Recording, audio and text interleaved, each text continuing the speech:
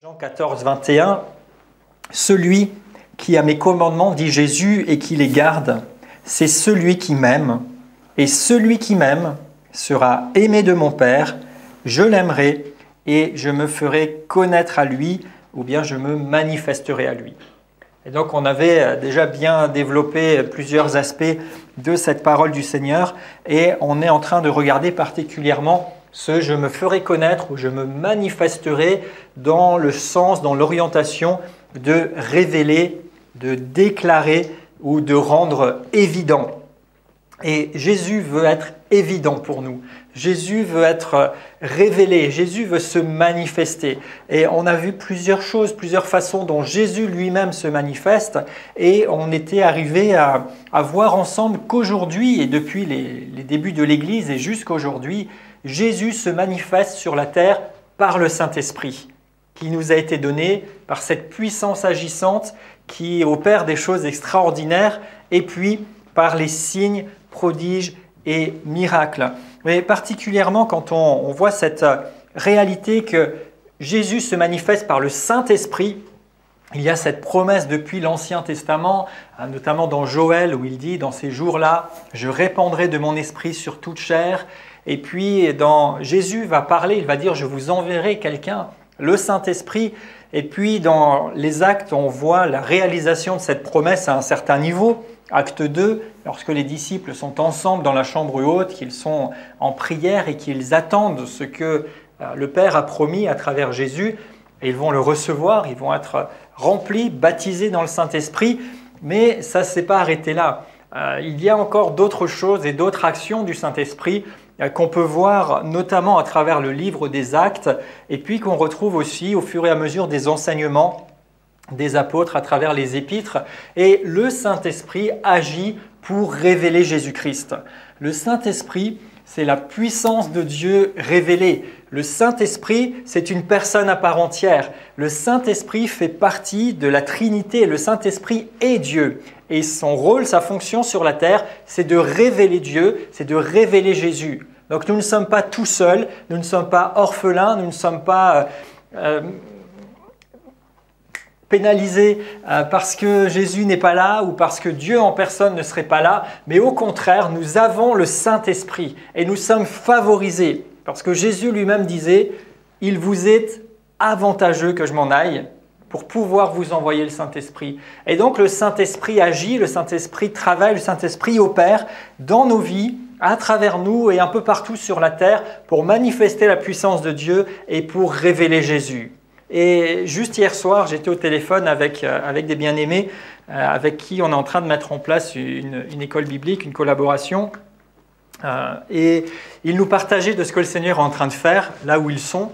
Et il nous disait, mais c'est un moment spécial que Dieu nous donne. C'est vraiment un temps d'opportunité. Ils disent, voilà, on prêche et les gens naissent de nouveau. Et je ne sais plus s'ils l'ont dit textuellement ou si c'est ce que j'en ai retiré, mais presque comme si c'était facile en fait. On prêche, les gens naissent de nouveau. Les gens sont baptisés dans le Saint-Esprit. Normal quoi, ça va après, j'allais dire tout seul. Mais aujourd'hui, le besoin, le travail à faire, c'est d'enseigner et d'apporter la parole à ces personnes-là, d'apporter un solide fondement dans l'Écriture pour que les gens puissent s'enraciner, puissent se développer, pour que les serviteurs de Dieu soient équipés. Mais il y a des choses qui se passent. Et c'était tellement merveilleux parce qu'ils nous disaient, entre autres, qu'ils font du travail aussi parmi les enfants. Et ils nous disaient, on a fait un week-end ou un séjour pour les enfants où il y avait un peu plus d'une centaine d'enfants et 80% de ces enfants sont nés de nouveau, ont donné leur vie au Seigneur et ont été baptisés dans le Saint-Esprit. Et ils disaient, même certains, ils ont reçu ça dans le dortoir pendant la nuit. Les enfants commençaient à parler en langue partout dans la maison et on venait toquer à sa chambre pour dire, mais viens parce que les enfants sont en train de parler en langue. Donc vraiment une action du Saint-Esprit. Et je ne sais pas ce que ça vous fait, mais moi, ça me réjouit énormément.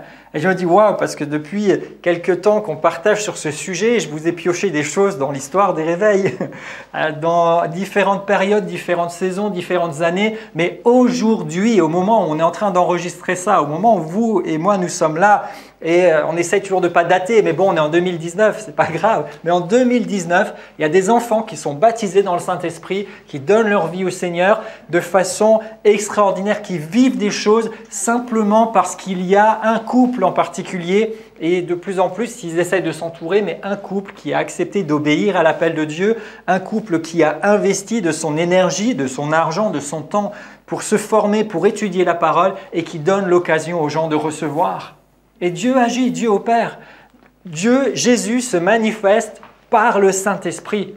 Et il le fait, et il veut le faire ouvertement. Et ce n'est pas seulement dans un endroit qui soit loin, mais je suis absolument convaincu que Dieu veut répandre son esprit, parce qu'il l'a dit dans sa parole. Et il veut le répandre sur nos enfants, aussi sur les grands, les très grands et même les vieux, peu importe qui, quoi, comment. Il y en a pour tout le monde, parce que la promesse, rappelez-vous, Acte 2, 39, est pour tous, pour vous et vos enfants, en aussi grand nombre que le Seigneur les appellera. Donc c'est vraiment merveilleux de voir qu'il y a une œuvre de Dieu, qu'il y a des choses extraordinaires qui se passent et que là où nous sommes, nous aujourd'hui, mais aussi les gens avec qui on est en relation, avec qui on peut travailler, ils vivent des choses. Et gloire à Dieu pour ça, parce que Jésus est vivant.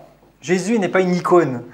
C'est pas juste un mémorial de quelqu'un dont on honore la mémoire comme religieusement, mais c'est quelqu'un qui est vivant, qui est vrai et qui agit aujourd'hui et qui veut faire encore et qui va faire des choses merveilleuses. Donc on avait ensemble regardé ce que c'était que les signes, prodiges et miracles. Et notamment on a vu que signes, prodiges et miracles, ce sont des choses qui différencient quelqu'un ou quelque chose du reste. Quand Dieu manifeste sa puissance par des signes, prodiges et miracles, il fait en sorte qu'on puisse faire la différence entre ceux qui lui appartiennent et son œuvre et le reste. Il y a quelque chose de différenciant, de remarquable en particulier, signes, prodiges et miracles. Les prodiges, c'est ce que nous appelons souvent les miracles, c'est-à-dire c'est des choses étonnantes, ça renverse le cours normal des choses, c'est des actions, des interventions de Dieu. Et puis, les miracles, communément, c'est des manifestations, c'est la puissance de Dieu, c'est des choses qui sont extraordinaires. Et on avait regardé surtout, nous, 3 aspects. La dernière fois, on avait parlé de la nuée et d'une certaine atmosphère. On avait parlé ensuite du feu, ou bien de la chaleur, et on avait parlé de lumière. Et aujourd'hui, je voudrais toucher encore ici quelques aspects non exhaustifs parce que l'imagination du Seigneur dépasse largement la nôtre et même ce qu'on a déjà connu, mais aller un petit peu plus avant encore dans la manière ou les manières dont Dieu se manifeste, le genre de signes, prodiges et miracles qui peuvent être révélés et qui servent à nous faire connaître davantage notre Seigneur, mais aussi qui vont amener les gens à être étonnés et à être interpellés et à être attirés par la puissance de Dieu et par le Dieu que nous servons. Alors, le point suivant, ce sera le vent. Le vent. L'un des signes, ou l'un des prodiges, ou l'un des miracles, si vous voulez, c'est le vent. La puissance de Dieu s'est manifestée à travers un vent. Et la première fois, l'exemple et le fondement, c'est dans Acte 2, à la Pentecôte, Acte 2 et au verset 2.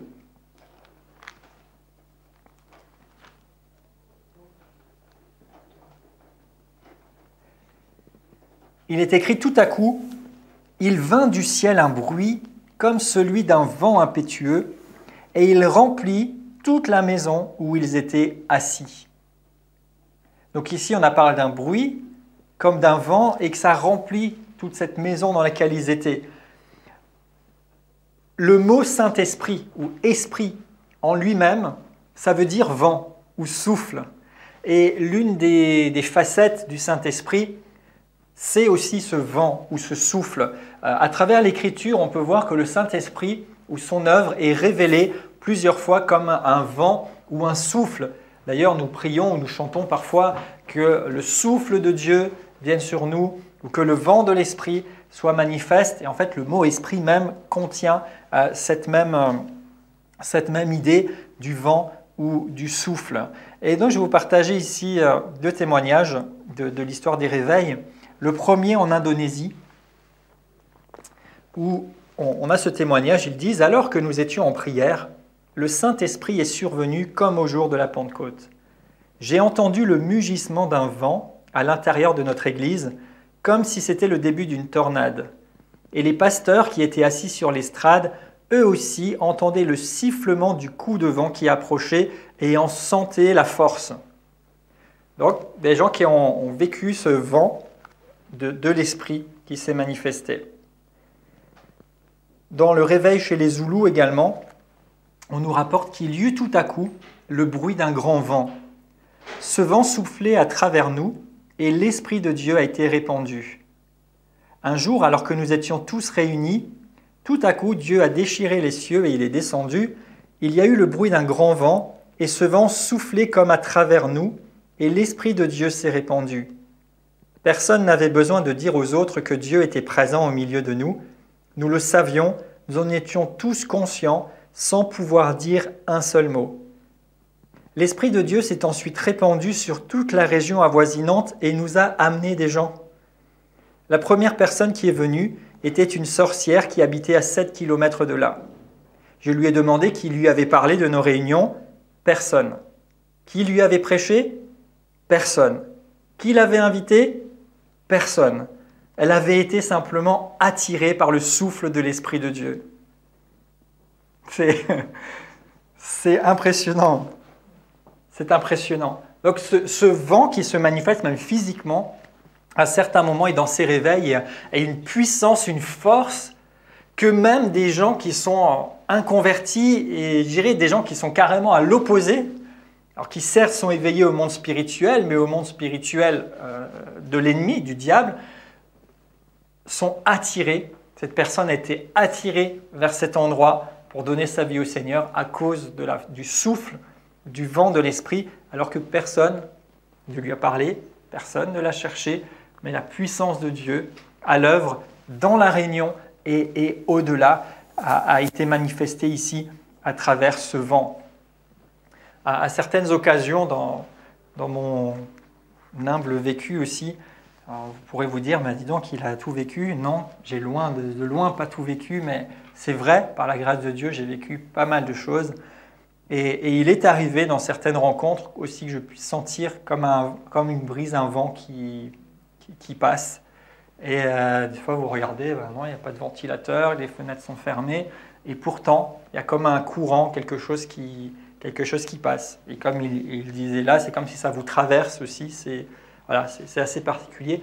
Ça peut être l'une des manifestations, l'un des signes, prodiges ou miracles à travers lequel Dieu attire l'attention des gens, de son peuple, mais aussi du monde extérieur, sur sa puissance, sur sa réalité.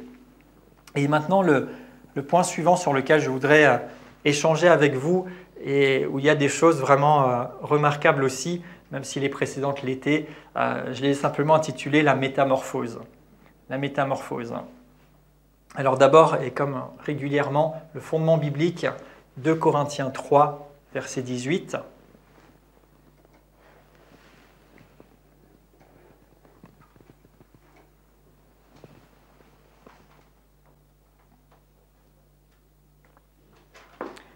« 2 Corinthiens 3, 18.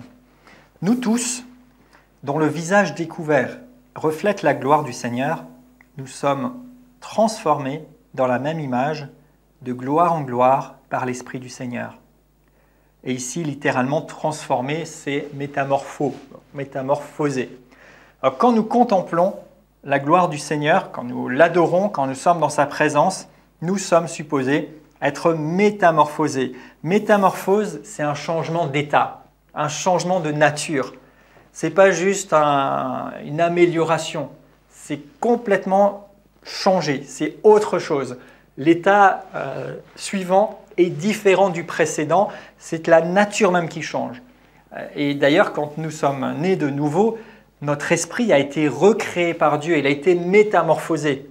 Il n'a pas été bricolé, il n'a pas été réparé, il a été recréé. Dieu, par le souffle de son Saint-Esprit, recrée notre esprit, mais ça ne s'arrête pas qu'à notre esprit. Nous pouvons vivre une métamorphose, un changement de nature au niveau de notre être tout entier, esprit, âme et corps. Au sujet de l'âme, intellect, émotion, volonté, on a notamment Romains 12, 2 qui nous dit « Soyez métamorphosés par un renouvellement de votre intelligence ». Donc là, on voit qu'il y a une participation aussi à renouveler notre intelligence pour permettre cette métamorphose, ce qui veut dire que même nos pensées, nos mentalités ne sont pas seulement supposées s'adapter à la théologie ou à la philosophie chrétienne, mais sont supposées être métamorphosées. C'est-à-dire qu'à un moment donné, vous devriez pouvoir constater, au moins sur certains aspects, parce que nous sommes en cheminement, mais qu'entre une période et une autre, il y a des choses qui ont été complètement transformées dans vos mentalités. Et pour ma part, c'est une réalité. Et l'une de ces réalités, c'est que plus jeune, j'étais terriblement timide et j'avais ce complexe d'infériorité et d'être à part et de ne pas avoir de valeur, etc. Et aujourd'hui, je ne suis pas évidemment orgueilleux ou fanfaron, c'est pas ça, mais j'ai plus de problème avec ça. Aujourd'hui, je suis à l'aise, je sais que Dieu m'aime, je sais que j'ai de la valeur et je sais que ma valeur ne dépend pas des réactions des gens et je suis à l'aise avec ça. Et ce n'est pas juste amélioré, j'essaie de me convaincre, mais j'ai été transformé. Ce qui était un frein, un blocage à une période, aujourd'hui était complètement changé. Et dans ma mentalité, ça a été métamorphosé sur ce point-là. Et il peut y avoir d'autres points que je pourrais citer. Maintenant, il y en a d'autres où il y a encore du travail aussi. Mais une métamorphose, un changement de nature. Et de la même manière, pour notre corps, pour notre vie physique, nous pouvons vivre une métamorphose, un changement de nature, des choses qui ne sont pas normales. Notre nature physique avec laquelle nous sommes nés comme descendants d'Adam obéit à des lois physiques et à des lois du monde physique aussi autour de nous. C'est-à-dire ce qui est établi dans ce monde, la loi de la gravité par exemple, qui fait que si on lâche un objet, il tombe par terre, et tant d'autres lois. Mais Dieu est au-dessus de toutes ces lois, bien qu'il les ait établies. Et pour accomplir ses plans, il peut produire la métamorphose nécessaire pour que nous ne dépendions pas ou que ces lois soient suspendues par rapport à la situation que nous vivons. Et Jésus lui-même nous en donne des exemples dans son vécu, un seul au passage, juste pour la route. Quand Jésus apparaît à ses disciples dans la maison où ils se sont enfermés parce qu'ils avaient peur des Juifs, eh bien, il n'est passé ni par la porte, ni par la fenêtre, ni par la cheminée, ou quoi que ce soit, puisque tout était fermé, et pourtant il est entré avec son corps physique dans cet endroit. Donc à un moment donné, un corps physique, ça n'est pas supposé traverser des matériaux. Cependant, à ce moment-là, la matière a été métamorphosée et le corps de Jésus pour pouvoir entrer dans cet endroit sans passer par les ouvertures traditionnellement prévues à ce sujet. Mais revenons à notre propos et regardez dans l'histoire des réveils également, des gens qui ont vécu des choses qui ne correspondaient pas aux lois physiques naturelles, normales du moment. Et j'ai ici des témoignages des prophètes cévénols.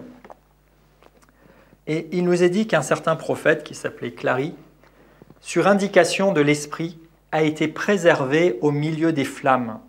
Sa protection a été totale, même ses cheveux et ses habits ont été préservés. C'est-à-dire que cet homme-là s'est trouvé un moment à devoir être dans du feu. Alors, je n'ai pas les détails de l'histoire, je n'ai pas pu retrouver, mais il a été protégé. Il n'a pas été brûlé, même pas les cheveux, alors que c'est en général les premières choses qui fondent vite. Moi, je les ai courts maintenant, mais même si vous mettez un briquet ou une source de feu, le cheveu, ça fond très vite. D'accord ? Et ici, je n'ai pas pu m'empêcher de penser à quelqu'un, à Daniel. Daniel, et il nous est dit de lui dans Daniel 3, 27, qu'avec ses compagnons, alors qu'ils étaient dans la fournaise, même l'odeur du feu ne les avait pas atteints. Et ça, c'est quelque chose qui m'interpelle à chaque fois. Et hier encore, j'ai fait un petit feu de bois pour griller quelque chose.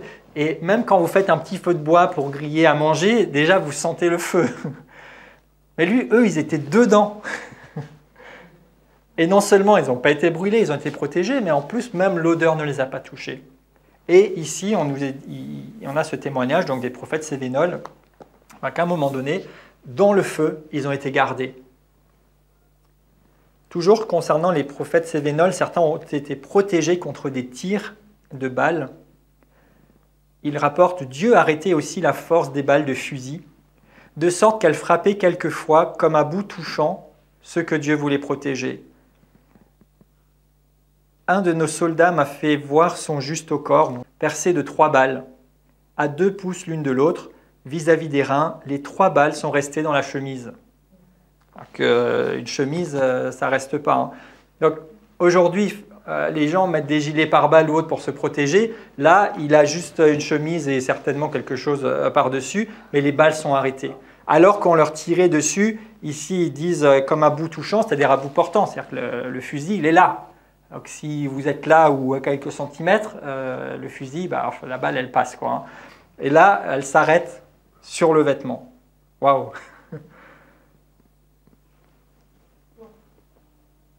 Catherine Kuhlman, qui a été aussi l'un des instruments de Dieu dans les réveils notamment de guérison aux États-Unis à une période, rapporte aussi des miracles, ici non seulement ou non particulièrement sur la guérison, mais des miracles divers sur la matière.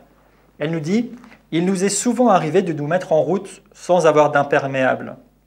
Mais comme nous ne partons pas pour nous amuser, le Seigneur nous protégeait même de la pluie. Nous voyons la pluie tomber à quelques mètres de nous, mais pas une seule goutte ne nous a touchés. » Donc même la pluie qui est alors soit très localisée, soit qui ne vous atteint pas, waouh!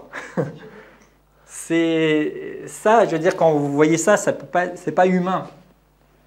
D'accord? On peut trafiquer plein de choses ou faire des petits tours de passe-passe pour impressionner les gens, mais on ne sait pas faire que la pluie s'arrête devant vous ou qu'il ne pleuve pas sur vous-même alors qu'il pleut juste à côté. Alors que cette servante de Dieu et ses équipes se déplaçaient, mais ils ont vécu ce miracle de ne même pas être touchés par l'eau de la pluie.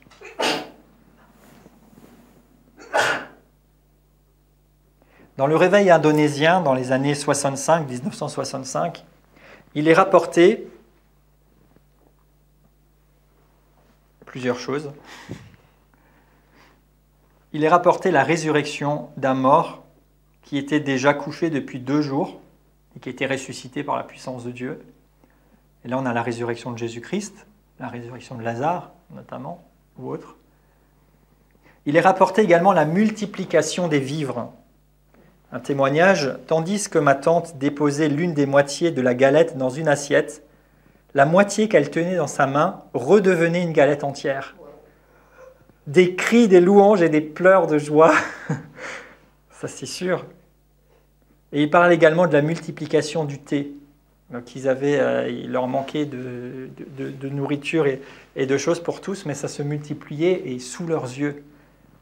Évidemment, ici, comment ne pas penser à la multiplication des pains que Jésus a accompli. Et toujours dans la même ligne de la protection, il est rapporté que des pierres qui étaient lancées sur un prédicateur s'arrêtaient tous à 50 cm de lui et tombaient par terre comme si elles avaient percuté un mur. Les païens étaient si étonnés qu'un grand nombre d'entre eux se sont mis à croire en Jésus-Christ. Donc on a bien sûr dans l'histoire et même dans les actes des gens qui ont été lapidés. On peut penser à Étienne et qui ont été effectivement lapidés à cause de leur témoignage. Mais ici, on a le témoignage de quelqu'un dont Dieu a voulu manifester sa puissance en faisant que même quand on le lapidait, les pierres s'arrêtaient. Et les gens se sont donnés au Seigneur. Waouh! Mais quel témoignage, quel signe! Alors, on peut se dire, à quoi ça sert tout ça? Ça sert à témoigner de la puissance de Dieu. Mais vous remarquerez aussi que ces manifestations de puissance sont reliées à des moments qui ne sont certainement pas des plus agréables. Quand on vous balance des pierres, c'est que déjà, c'est chaud pour vous. Quand on vous met le fusil à bout portant, c'est chaud pour vous. Mais même dans ces situations de l'extrême, Dieu en profite pour manifester sa puissance et pour sauver les gens qui voulaient vous détruire. Waouh! Toujours au sujet de ce que je mets ici dans la métamorphose, chez les Zoulous, il est rapporté nombreuses délivrances et un missionnaire rapporte « Vous avez vous-même vu le visage d'une vieille sorcière, mais en un instant, l'expression du visage de cette femme a été transformée et elle a ressemblé à une sainte qui aurait vécu dans la présence du Seigneur depuis des années. » Alors nous, on imagine, bon, il y a un petit peu tout ce qui est dessin ou film ou imaginaire, en disant la sorcière, en général, voilà, elle a une sale tête, un gros nez avec des boutons, beaucoup de rides, très sombres. Alors, mais vous savez, même ces choses imaginaires, où aujourd'hui, dans les films, on est capable de faire des effets spéciaux encore plus poussés, mais ces choses-là ne sont pas le fruit de l'imagination des producteurs. Hein. C'est tristement, mais réellement, une certaine forme de révélation de ce qui se passe dans le monde spirituel négatif, et c'est peu à côté de la réalité. Bon, c'est une parenthèse, mais des fois on demande au Seigneur d'ouvrir nos yeux sur le monde spirituel, et oui, mais il faut se dire que le monde spirituel, il y a les choses merveilleuses de Dieu, mais il y a aussi un monde affreux et dégoûtant du monde de l'ennemi.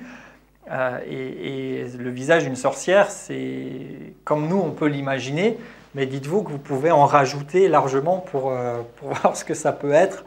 Mais quelqu'un qui est dans ces milieux-là, dans l'occultisme, etc., de toute façon, il y a quelque chose qui reflète souvent du visage, de l'expression de ces gens. Mais ici, quelqu'un est venu, une sorcière est venue, et au moment où elle s'est donnée au Seigneur, elle a été transformée en un instant. Son visage a été complètement changé. Et je pense plus récemment à notre ami Yves, qui parfois aime bien nous montrer 2 photos avant-après, de quand il a donné sa vie au Seigneur. Et c'est vrai que déjà l'expression change. Le précédent, je ne suis pas trop sûr que j'aurais eu envie d'être en face de lui. Le suivant, c'était beaucoup mieux. Et bien sûr que nous devrions, nous aussi, et parfois on peut le constater de façon plus ou moins flagrante, mais avoir meilleure mine, un meilleur aspect quand on marche avec Dieu, parce qu'on est dans la lumière. Et même quand ça ne va pas ou qu'on peut être un peu abattu, un peu découragé, mais on ne sombre pas. Il y a quelque chose quand même qui devrait se refléter. Et d'ailleurs, régulièrement, des personnes disent « mais vous avez quelque chose, vous êtes rayonnant, il y a quelque chose qui émane de vous. » C'est cette présence de Dieu qui opère. Là aussi, l'exemple, nous l'avons avec Jésus lui-même, dans Luc chapitre 9, où il nous est parlé de sa transfiguration, alors qu'il est allé à la montagne avec certains de ses disciples, et il est dit que tout d'un coup, son visage s'est mis à briller, et que même ses vêtements sont devenus blancs, tel que le foulon ne peut pas blanchir, c'est l'expression biblique. Aujourd'hui, on pourrait dire tel que la lessive qui prétend faire plus blanc que blanc ne sait pas faire. Donc il y a eu une métamorphose, quelque chose sur son corps, mais même son vêtement qui a changé d'aspect. Et dès l'Ancien Testament déjà, on voit qu'à un moment donné, certains étaient découragés à cause de l'aspect de la gloire de Dieu sur le visage de son peuple. Donc il y a vraiment quelque chose. Le visage de Moïse qui brillait au point qu'il fallait le couvrir. Donc tout ça, ce sont des réalités de la puissance, des signes, prodiges et miracles que Dieu peut manifester.